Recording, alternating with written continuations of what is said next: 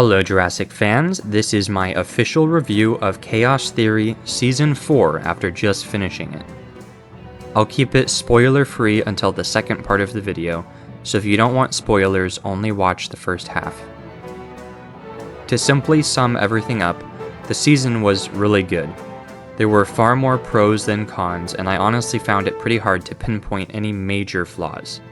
That being said, I still personally think Season 3 was the best in the show. I'll start by explaining the things I liked, and then I'll move on to the things I didn't like. Starting with the pros. The main thing that stood out to me during this season was the way it perfectly tied into the events happening in Jurassic World Dominion. You could watch the show and the movie side by side and wouldn't be able to spot any plot holes. There's tons of references to the events in the movie, and you can notice certain things happening in the distance in some scenes. I think it helped to bring the whole show together and also added some cool context to think about when rewatching the movie. My personal favorite positive about this season was seeing the whole Nublar 6 reunited for a significant amount of time. It seems like the last time all 6 characters were actually all working together to solve an issue was during Camp Cretaceous, as they've been split up for most of Chaos Theory.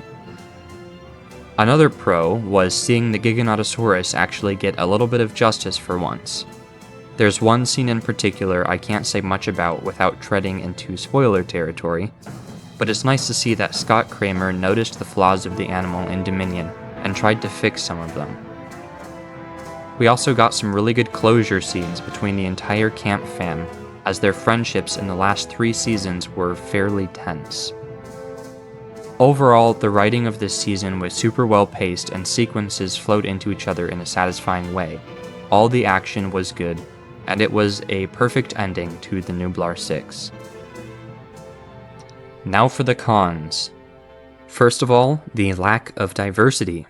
I was hoping to see a bigger variety of species in this season, but for the most part it was just a bunch of reused species from the previous seasons and from Dominion. There were also a couple species in particular that were way too overused to the point where it kind of got a little bit repetitive. This next negative is more of a personal critique on my part, and it's also understandable due to the aim towards younger audiences, but this season felt slightly more childish than the previous 3, especially given the dark tone of Season 1 and the violence of Season 3. I was hoping for at least a little more dinosaurs eating people, and there was disappointingly little of that.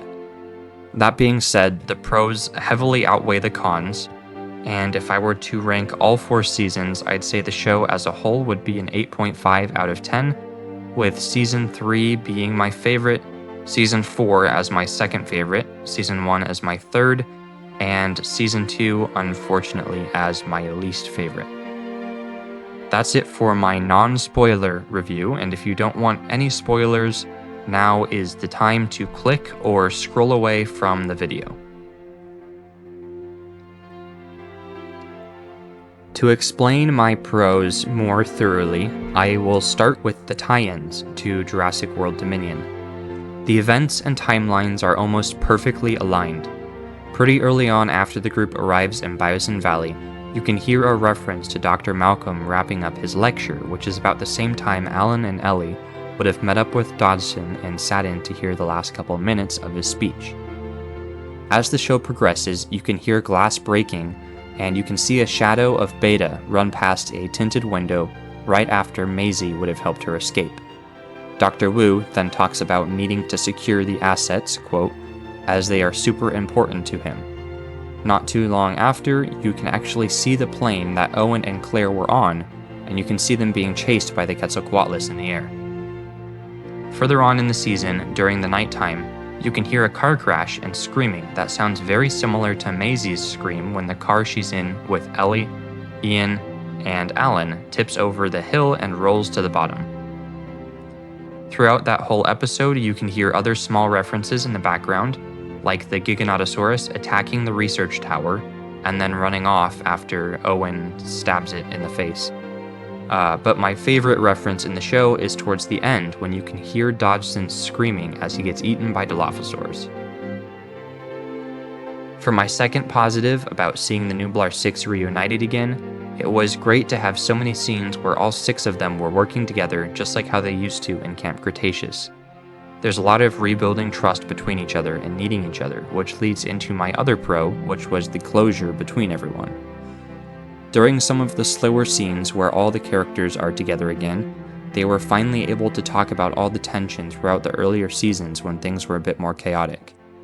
Brooklyn finally opened up about everything that happened to her and why she did what she did, and Kenji and Brooklyn had a really great scene talking about what happened in their relationship, and it was nice to have a moment where they both basically forgave each other, but also agreed that they were better off as friends. There's a similar scene between Brooklyn and Darius where they talk about everything, including Darius feeling angry at Brooklyn for lying to him, and Brooklyn feeling angry at Darius for not trusting her. And by the end of the show, everybody is on really great terms with each other, and it feels like the original Nublar 6 once again. As for the Giganotosaurus, the main change they made was just dialing his aura up to 100. Unlike in Dominion, they depicted it as way more of an apex predator that hunted anything it could find, and rather than leaving people and animals alone as long as they weren't in his territory, he actually chased them down, not stopping until he was outrun or outsmarted, which leads into the fact that he was way smarter and way faster than in Dominion. In the movie, he almost seemed sluggish and bored, barely walking enough to be able to catch a bunch of people in a small clearing, and not being able to spot them behind a car.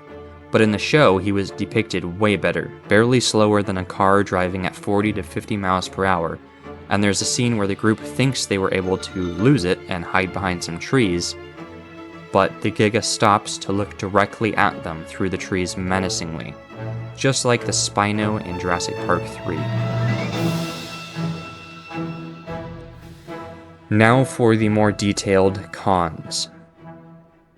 In the same way that they revived the Giga's Apex Predator title, they also let it fly out the window once again with the fact that he didn't get a single human kill, again, and only had a couple scenes before he was killed off camera and found dead on the ground later on, from the fight with Rexy and the Therizinosaurus. The Giga was such an underutilized predator that should have had way more screen time. And on the topic of screen time, there were far too many Dilophosaurus scenes. Maybe it's just me, but ever since they brought it back for Camp Cretaceous and then for Jurassic World Dominion, the Dilophosaurus has been extremely overused, and I don't think I would mind too much if it weren't for the unbearable weaknesses they give them. In Dominion, I'm sure you all remember the horrible scene when Owen chokes a Dilophosaur by sneaking up and grabbing its neck, but that was somehow only the beginning, because there are not one, not two, but 3 different scenes in Chaos Theory Season 4 where characters straight up tackle them and wrestle with them, putting them in leg locks and chokeholds, and it doesn't make sense to me because it's a theropod carnivore that's supposed to be 8 to 10 feet tall, much similar to how they depict the velociraptors, not a puppy that you can roughhouse with. I feel like so many scenes could have been more entertaining with a different carnivore, especially given how much and how easily the characters are able to just dodge the quote-quote poison acid spit or whatever. It just was done so dirty, and it plays a big part with my overall rating of the season.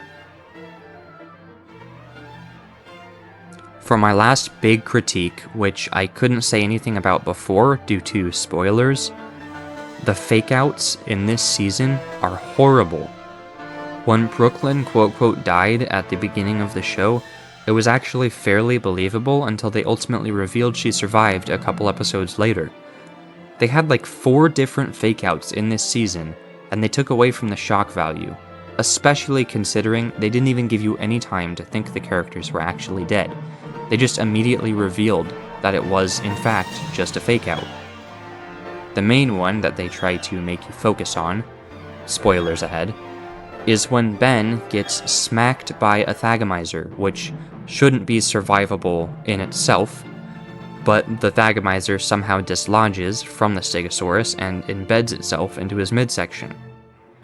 Throughout half the season, he's slowly bleeding out, and it seems like they decide how injured he is based on the circumstances of the scene happening, considering he randomly goes from being able to walk or stand and talk in full sentences to being barely cognitive in more than one sequence. Ultimately, at the end, they finally make you believe he's dead, only to reveal only a couple minutes later that he's once again just a fake out and still alive.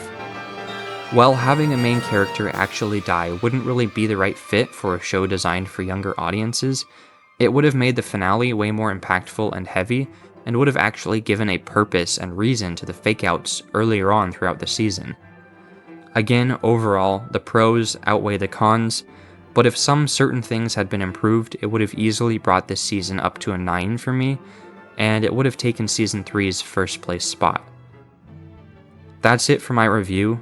I hope you enjoyed, and if you haven't seen the show yet, I really would suggest watching it, because it's honestly quite a lot better than the recent Jurassic movies, and it gives some more backstory and behind-the-scene details to some of those scenes.